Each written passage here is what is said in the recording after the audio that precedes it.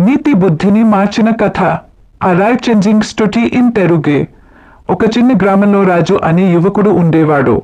అతనికి చదువు మీద ఎక్కువ ఆసక్తి లేకపోయినా సంపద, ఆనందం మరియు విజయాన్ని కోరుకునేవాడు.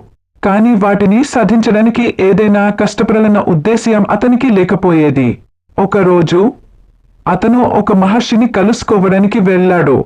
మహర్షి రాజును చూసి చిరునవ్వుతో, "నీకిది నిజమైన సత్యాన్ని నేర్పే ప్రయాణం అవుతుంది" అని అన్నారు. మహర్షి రాజును ఒక పెద్ద నది దగ్గరకు తీసుకెళ్లారు. అప్పుడు రాజుతో, "నీవు నీ జీవితంలో ఏదైనా గొప్పదాన్ని సాధించాలనుకుంటే నీ లక్ష్యంపై పూర్తి నమ్మకం ఉండాలి" అని చెప్పారు. ఆ తరువాత మహర్షి రాజును నీటిలోకి నెట్టారు. మొదట అతనికి ఆట పట్టించాలనిపించింది.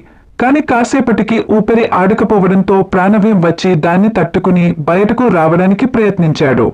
మహర్షి రాజును నీటి లోతుల్లో కొద్దిసేపు ఉంచి చివరికి పైకి లాగారు. రాజు గట్టిగా శ్వాస తీసుకుంటూ బయటికి వచ్చిన వెంటనే మహర్షి ప్రశ్నించారు, "నీకు నీటిలో ఉన్నప్పుడు ఏది అవసరమైంది?" రాజు వెంటనే ఊపిరి అని చెప్పాడు.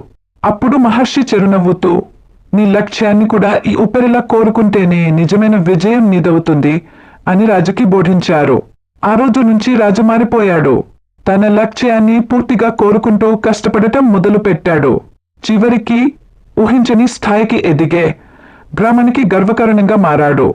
పాయం: మన జీవితంలో ఏదైనా సాధించాలంటే అది ఊపిరిలా అవసరమవుతుందని భావించి కష్టపడాలి.